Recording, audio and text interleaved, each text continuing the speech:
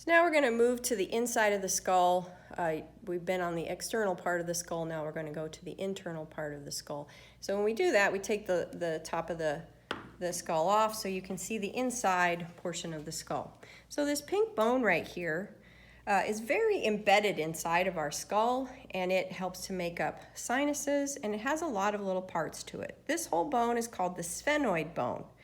And when you pull this bone out on its own, it's very wingy looking, wings coming off of it on every part. When it's inside the skull, it doesn't look very wingy, so you are a little bit more challenged and you have to use your imagination when coming up with the different names of the parts. So this little part right here that it's like maybe bat wings, that whole portion is called the lesser wings of sphenoid. Then on this external part here, and if I turn the skull, you can see that it's part right there. And again, that's that part where you hold your temple if you have a headache. Those are the greater wings of sphenoid. Then inside, if I stick my pointer through the lesser wings of sphenoid, and we look to see where that comes out in that hole, that's your optic foramen. That's where your optic nerve comes out. So that's the optic foramen. You go through the lesser wing, you come out the eye. Now I'm going to go to the board because I'm going to show you this little piece here. So this little piece here and this little part here is a very unique part.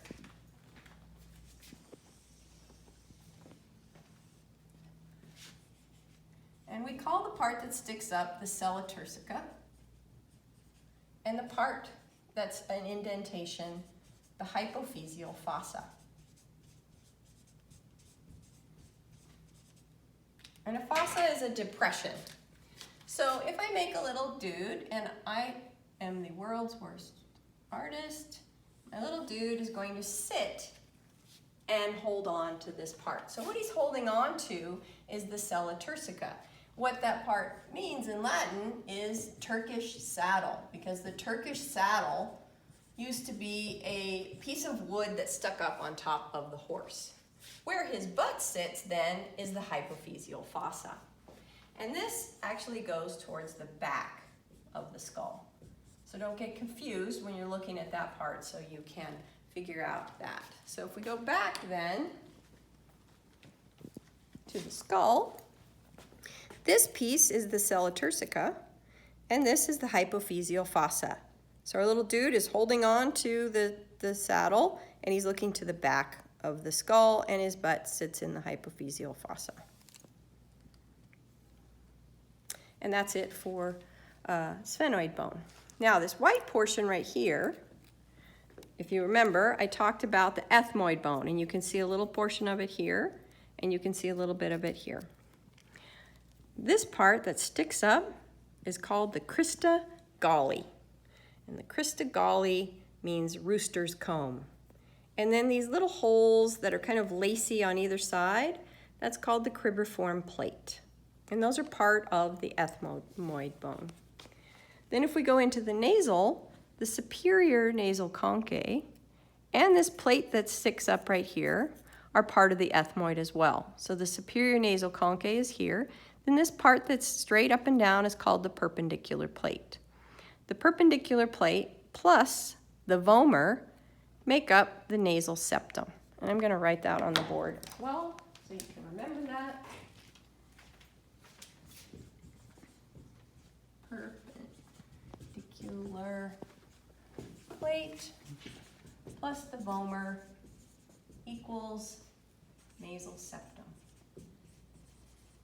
And the nasal septum is the part that separates the two nostrils.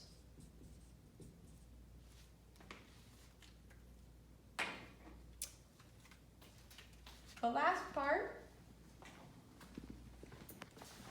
that I will talk about is the mandible. I have a mandible. Here's mandible.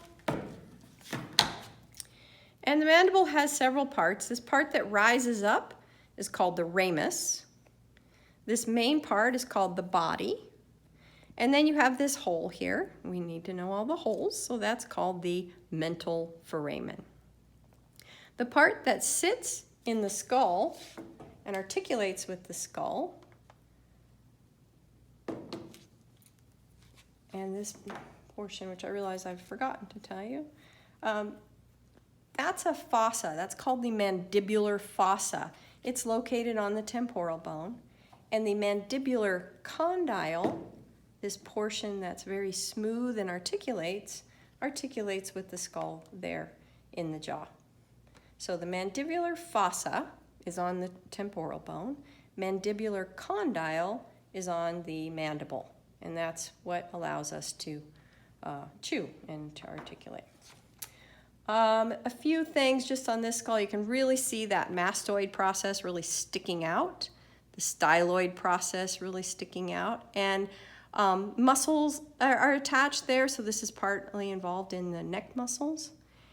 We did forget one other portion of the sphenoid, I'm realizing, sorry. This part right here, I think they look a little bit like canoes or kayaks. Those are called the pterygoid processes. And if you think about pterodactyl, pterodactyls have wings. These don't really look like wings, but they look more like kayaks, I think. And that's involved in tongue attachment as well. Then while we have this skull upside down, I will show you, here's the vomer. You can see the vomer better up underneath the skull. And then you also have the palate. So these little purple colored bones are called palatine bones, and they attach with the roof of our mouth of part of the maxilla, and that whole thing then makes up our hard palate or the roof of our mouth.